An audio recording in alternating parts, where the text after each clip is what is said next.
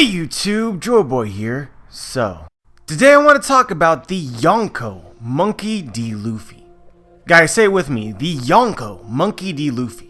You need to get used to hearing that, you need to get used to saying that because as of now, it is the truth. Now I think that this title has a lot of people sort of confused because they have their idea of what a YONKO is, what a YONKO should be, and they say Luffy based on what has occurred, and they obviously say to themselves, bro, Luffy isn't a YONKO no matter what people want to call them. But the truth is, regardless of whether or not Luffy is ready to be a YONKO, as of right now he is. Or a Goko. It's hard to find an accurate comparison for this particular situation because a new YONKO isn't named every single day, but if you're looking for anything similar, Luffy would now be the Buggy of the Shichibukai, or the Buggy of the YONKO. Somebody who earned the title based on a false reputation. Or false reputation isn't quite the right words, it's based on a real reputation with some of the truth stretched. But that doesn't mean that Buggy is not a Shichibukai, and that does not mean that Luffy is not a YONKO. Tekking 101 also made a video very similar to this, and he brought up a point that I want to emphasize. What does it mean to be a YONKO? How are the YONKO selected? And a very long time ago in the past, we talked about this same thing, but in regards to the Pirate King. At this point in the story, it's become pretty clear that despite the fact that Roger was king, he probably didn't fight, and almost definitely didn't defeat Big Mom in combat. Again, we're not led to believe that Roger ever really defeated Whitebeard. And the same holds true for Garp, because following the stories we're led to believe that Garp cornered Roger and not the other way around, but that they were basically equals. Roger became king 24 years before the beginning of the story, and where was Big Mom? She was still a powerful pirate in her territory, in Whole Cake Island. Roger did not prove his supremacy in 1v1 combat by defeating all of his rivals, yet he still ended up being called the king of them all. How does that work? How can somebody be called the king of the pirates not having defeated all of his rivals in the New World to be undisputably the strongest pirate that exists, period? And while we don't have a definitive answer, we have two things which might suggest the answer. In chapter 588, Dadan has a flashback. She remembers a conversation that she had with Garp sometime in the past. Garp has this to say: even if he found himself facing a massive army he couldn't hope to defeat, Roger would never run. He would always stand his ground. Dadan then chimes in, what, did he have a death wish? Knowing when to run is an important part of battle. But Garp continues, true enough, but he would never run because the people he loved were standing there behind him. If they all fled together, he would be placing his crew in danger alongside him, so perhaps it's not that he wouldn't run, but that he would do anything he could to stop the enemy from going after his crew. He wouldn't let the enemy get away. At times like that, Roger became a true demon. Perhaps because he grew up in circumstances not unlike those Ace is going through right now, he detested the thought of losing his loved ones above all else. It's the fact that he lived his life in that way and still had the luck to survive that made him the Pirate King. And so I'm not saying that Roger did not defeat people that were incredibly powerful at the time that are just not here today or were not mentioned within the story. But it's undeniable Roger did not defeat Big Mom in 1v1 combat. So as Garp sort of intimates here, really what made Roger king above any other reason is that he constantly put himself in what was considered to everybody else unwinnable situations, and he found a way to win. He would not back down from a challenge because there's people's lives that he loved that depended on him being successful. And so if we were to try to piece together what exactly happened between Roger and Big Mom, I think that the best way to go about it is to look at precisely what Luffy has just done to her. Big Mom describes Roger as having taken the poneglyph and run away. That is exactly what Luffy has done. Albeit the situation is a bit more complicated than that, obviously. And you know what the world thinks? The world thinks that Luffy defeated Big Mom, or classified this as Luffy's victory. Why? Because Luffy did what other people thought to be impossible. Face against the entirety of Big Mom's forces. They couldn't stop him. They couldn't capture him, and he's escaped. And you know, something else that Big Mom said also is extremely interesting based on this. Big Mom told us that she would not allow anybody else to read her road poneglyph and to become the Pirate King. So I think basically what's going on here, what Big Mom is suggesting, is that Roger came into her territory, stole her road poneglyph, or stole a copy of her road poneglyph, or read her road poneglyph. She tried to stop him from escaping, but failed. But after he had left, decided that it was just not a big deal. Little did she know that Roger would take that momentum and what the world perceived of his actions and ascend above her. I can imagine at the time there was something probably in the headlines such as Gold D. Roger attacks Whole Cake Island and survives. Roger defeated Big Mom without having to defeat her in 1v1 combat. At the time that this occurred, I'm sure many people believed that Roger was a pirate of the same level as Big Mom, even though he may not have been stronger than her. And this, in combination with other things that he was able to achieve, made him the Pirate King. Made him a pirate who was greater than Big Mom. And so this is kind of the point that I'm getting at, guys. What matters when creating titles for great pirates in the world is your reputation and the world's perception of you. There is no awards ceremony, there is no crowning of the new Pirate King or crowning of the new Yonko. It's just a title given to the very strongest pirates.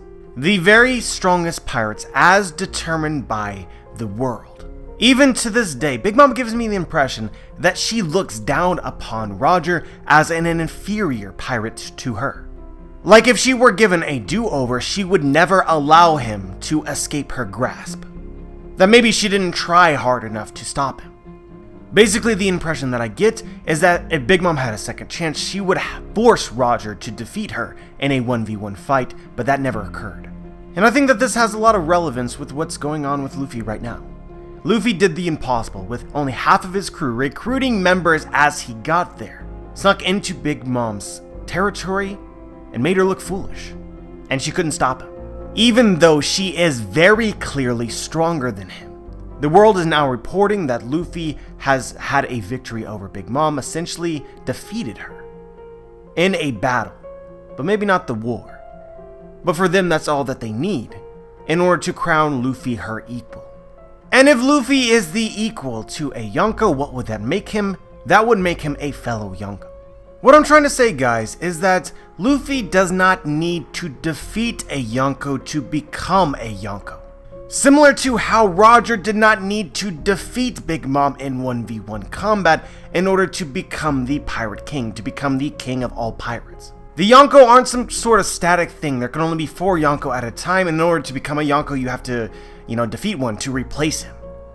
You can have less than 4 Yonko, and you can have more than 4 Yonko. Yonko, or emperors, or whatever you want to call them, only refer to the strongest pirates in the New World. Maybe you could call them rivals.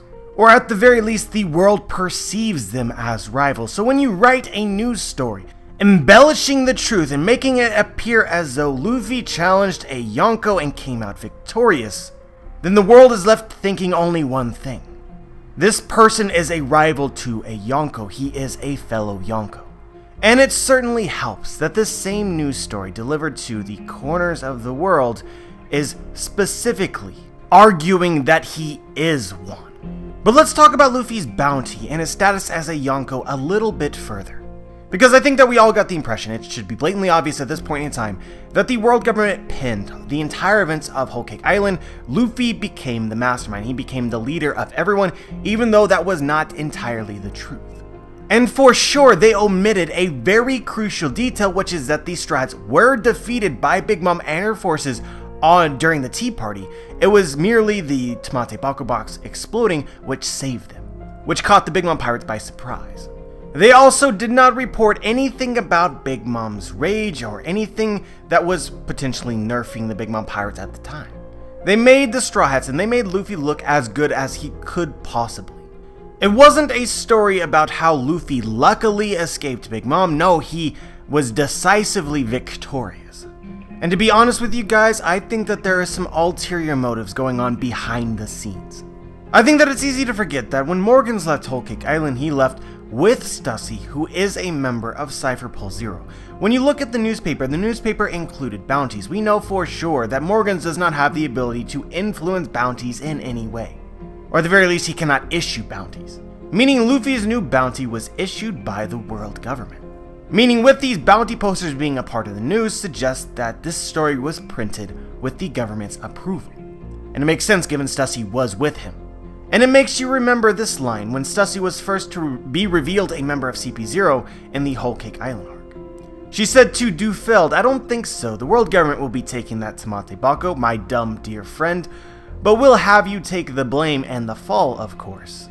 At least that's the sort of article you'll do me the favor of writing, right, Morgans?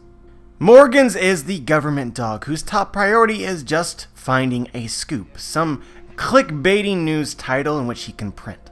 But I have little doubt that this story is the government's angle. They told Morgans what to write and what not to write.